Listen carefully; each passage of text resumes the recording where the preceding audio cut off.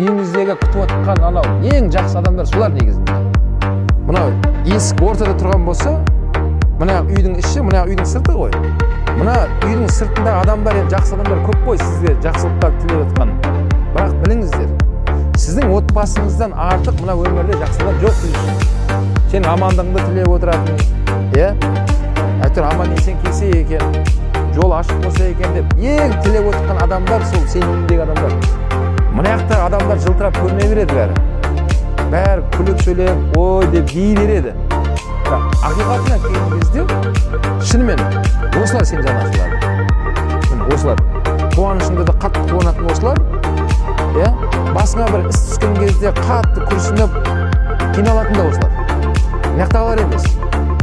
Біздер кейде жаңағы нәрсені мына қалысып жүргеніміз, көшедегі танымайтын біреулермен өте көркем сөйлесеміз. Сіздер сөйлейміз, сызылып сөйлейміз. Ал үйге келген кезде бір өтірік маскамен кіреді да бүйтіп, түр жасап алып бүйтіп. Оның не қажеті бар деп жатқаным ғой. Шынымен сен тілеуің тілеп отқан Құдайдың бере саған аманат отбасыңды не олай жоқтан жаңағыдай жасаймыз деп жатқаным ғой, аураны бұзып. Олай керек емес.